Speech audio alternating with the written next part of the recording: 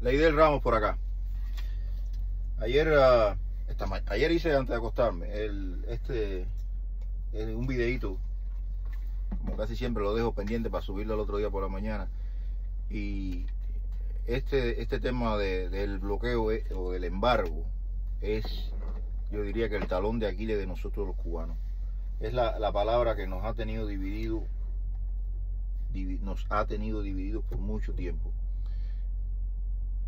Yo pienso que antes de hablar yo principalmente he adoptado eso. Antes de hablar de algo, yo trato de informarme lo más que puedo, leer lo más que puedo, porque en el proceso de crear contenido y la diferencia entre nosotros los cubanos, me ha tocado perder a algunos amigos. Por ejemplo, hace como 2 o 3 años, un amigo mío de la infancia y yo tuvimos unas diferencias en cuanto a este tema del embargo, donde yo simplemente tengo que admitir que yo era un ignorante en la cuestión. Yo simplemente me guiaba por lo que escuchaba aquí y por mi beneficio personal. Yo estaba tratando de importar una máquina, una pequeña bloquera a Cuba, y el Estado no me dejaba. Para mí en ese momento el embargo significaba que yo no pudiera mandar mis cosas con carácter comercial a Cuba. Gracias a Dios ya eso existe, pero después de haber perdido o de entrado en enemistad con este amigo mío, me tomé la tarea de investigar más sobre el embargo, de leerme la ley Torricelli de 1992, de leerme la ley Helms-Burton, o Burton en inglés, pero Burton para los cubanos, de 1996, que yo las oí mencionar muchas veces, pero nunca le presté atención, como todos los cubanos, porque pensábamos que era un mito, que era un cuento. Pero una vez que lo hice, tengo que decirle a mi amigo Natanael González, pedir una disculpa pública. Yo estaba equivocado. Yo soy un ignorante, o era un ignorante en ese sentido. Y ahora estoy tratando de enmendar mi error, porque pienso que después que nosotros resolvamos el problema de si hay embargo o no hay embargo, cómo nos afecta el embargo, cómo no nos afecta el embargo, podemos pasar a la próxima fase de cómo recuperar la economía cubana para llevarlo a los niveles que tenía, para empezar de algún lugar, porque yo no había nacido antes de 1959, a los que teníamos en los años 80. Y partir de ahí, pacífica y cívicamente, sin querer una guerra civil como otras personas tratan de llevarnos a los cubanos al extremo, hasta que explotemos contra el gobierno o contra no sé quién, y nos fajemos entre nosotros mismos para lograr el cambio. Vamos a escuchar este video un momentico y después yo hago mi análisis. Empieza por ahí, porque tú te has ido de tu país sin estar bloqueado en la miseria.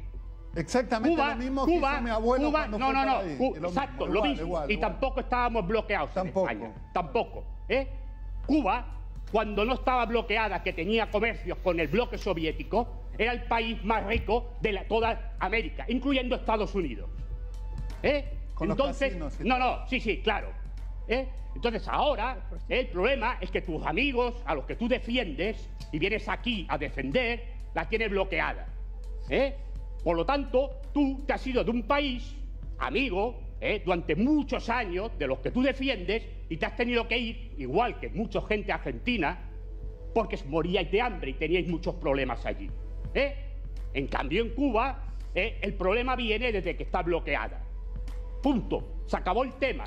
Bueno, ¿por dónde empezar? ¿Por dónde empezar? Aquí mismo, en este camión, mi mujer y yo, mi esposo y yo, tenemos diferencia de edad. Yo pienso que esto es un problema generacional. Yo nací en 1976. Ella es un poco más joven que yo. Y cosas que yo le cuento de la época que yo viví, desde que tengo uso de razón, aproximadamente 1981 hasta 1989, 91, 92, que fue cuando empezó de verdad el periodo especial en Cuba. Ella no las vivió. Pero eso no quiere decir que yo sea un mentiroso. En 1985, usted iba a un supermercado cubano, en el Micro Norte, ahí en Morón, en Cacahual, en el campo, en el reparto Escribano, en Santi Espíritu, y usted entraba, yo entraba al supermercado con mis adultos, por supuesto, y comprábamos de todo lo que nosotros queríamos.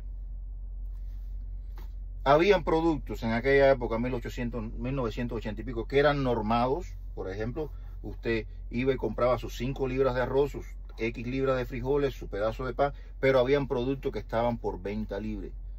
Yo, con mi primo Pucho, que era carretonero y así era custodio ahí en Santi Espíritu, casi todas las mañanas después de la guardia íbamos al supermercado y nos llevábamos 5 sacos de pan, o 6, lo que sobraba del día anterior, para echárselo a los animales en el campo.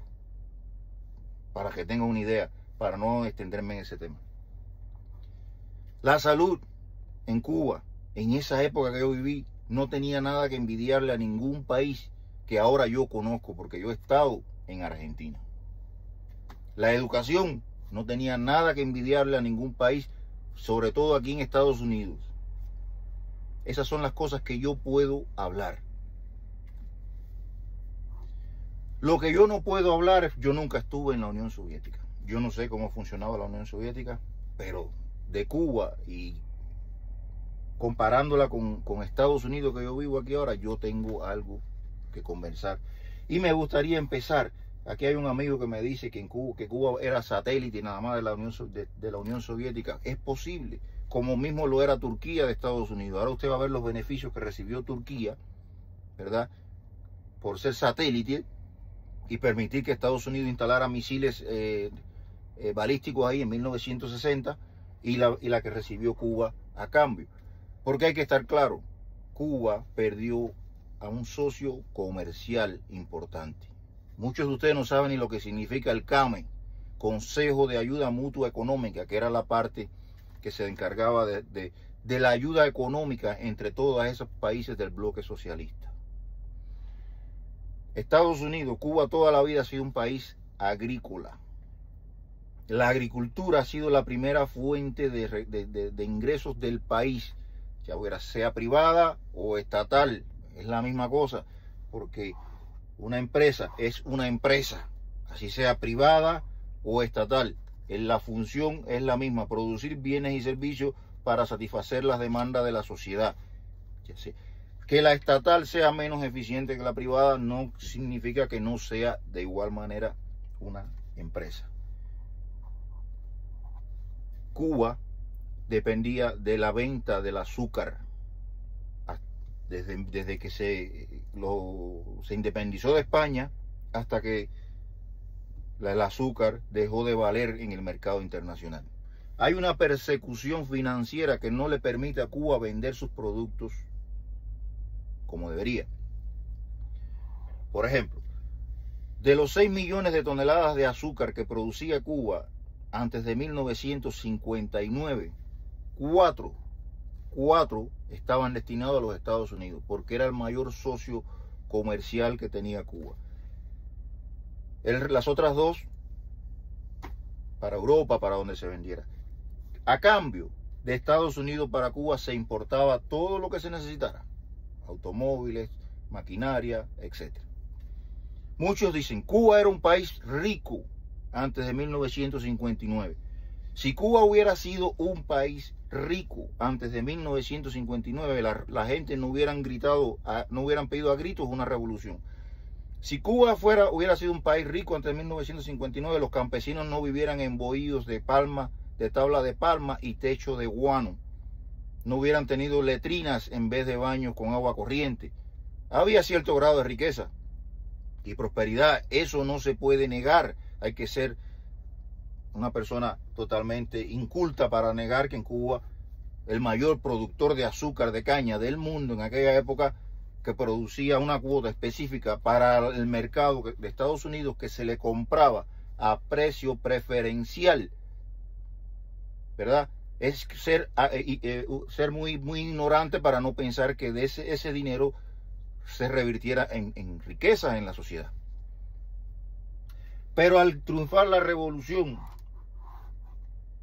y los desacuerdos que trajo eso consigo, Estados Unidos decidió parar el comercio con Cuba. No le compró más el azúcar. En 1960 el presidente Dwight Eisenhower firmó la primera ley que prohibió la compra de azúcar. Después en el 62 Kennedy puso el embargo total, después de la crisis de los misiles, no vamos a adelantarnos. Al perder la entrada económica principal y haber salido prácticamente reciente, porque Rusia o la Unión Soviética o era en aquella época uno de los países productores de azúcar de remolacha más grande del mundo, la Unión Soviética, con la intención que fuera, vino a suplir el vacío que dejó Estados Unidos como socio comercial con Cuba. Y no es que fuera una monodependencia de niño a madre o de niño a padre, era un socio comercial. Le compraba el azúcar, el CAMA en los países del bloque, le compraba la producción de azúcar completa a Cuba, de nuevo, a precio preferencial. Le compraba la mayoría de los productos agrícolas, que ahora dicen, no hacía nada. Le compraba el cítrico, le compraba el café, compraba el cacao. O sea, casi todos los productos agrícolas se vendían al bloque socialista. Y a cambio, el bloque socialista le daba financiamiento, le daba combustible a buen precio, le daba maquinaria, lo ayudaba en la construcción ahora alguien me dice, no, que no hicieron nada, era nada más un satélite. La central electronuclear de Juraguá la estaban construyendo el bloque socialista. Checoslovaquia, si mal no recuerdo. El combinado cítrico, la fábrica de cerveza de Tínima de Camagüey, fábricas de cemento. O sea, no era nada más chupar de la teta como pensamos. Era un socio comercial, era una relación comercial bilateral. Al caerse el campo socialista en 1989, desgraciadamente Cuba no los quiso escuchar, porque el campo socialista no se cae por la fuerza. Los directivos rusos vienen a Cuba y le informan que se van a tomar medidas, que se van a desintegrar, que van a cambiar las cosas, porque Mikhail Gorbachev y el presidente Ronald Reagan habían llegado a acuerdos de cómo cambiar la situación, porque la economía, verdad que el Estado, lo que está pasando ahora en Cuba, mantiene al pueblo, no es rentable, y querían cambiar el modelo. Iban a recibir, por cambiar el modelo, apoyo que nunca llegó de los Estados Unidos y de los países occidentales. Dicho esto, por eso es que yo hago énfasis en esto, porque cuando el cambio llegue, muchas veces los cantos de sirena no son lo que de verdad pasa. Y el que va a poner el cuerpo, la cabeza rota, la sangre corriendo, es el que está allá para seguir en la misma miseria, porque lo que hay que buscar es la causa por la cual estamos en la miseria. Al caerse ese campo socialista, Cuba decide que no, que ellos van a contrario de los chinos y de los soviéticos, van a seguir su modelo. Y en 1991 lanzan la iniciativa de los Juegos Panamericanos y del Caribe. Esto no da los frutos que se esperaba y por ende deja al país en la bancarrota. Eso no quiere decir ni justifica que Estados Unidos en 1992 lanza una ofensiva para tratar de aislar y de bloquear y de estrangular a Cuba económicamente, al gobierno cubano, para que no le siga dando los servicios que le daba al pueblo, para ver si el pueblo se rebela contra el gobierno y se forma lo que se tenía que formar, un baño de sangre, para lograr supuestamente la libertad de Cuba. En mi opinión, eso es una bajeza. Esa es mi opinión. 1996, porque la ley Torricelli de 1992 tenía incisos que eran extraterritoriales contra otros países. El Congreso de 1996 cancela muchos de esos incisos y pone entonces lo que se llama la ley Helms-Burton, o Burton, como lo dicen los cubanos, que es la que vamos a hablar en el próximo video. Vamos a analizarlo detalladamente, que es más de lo mismo: cómo estrangular, cómo prohibir el financiamiento, cómo sacar a Cuba de los mecanismos internacionales para recibir los pagos, para hacer los pagos. Y un país que no recibe ingresos tiene que fracasar. Ahora yo le pregunto, si no existe el bloqueo, trate de importarme algún tipo de mercancía, por ejemplo, carbón vegetal, que lo produzca un productor particular en Cuba, hacia los Estados Unidos. Trate de importarlo, a ver quién lo prohíbe. Entonces en el video que viene vamos a hablar de eso.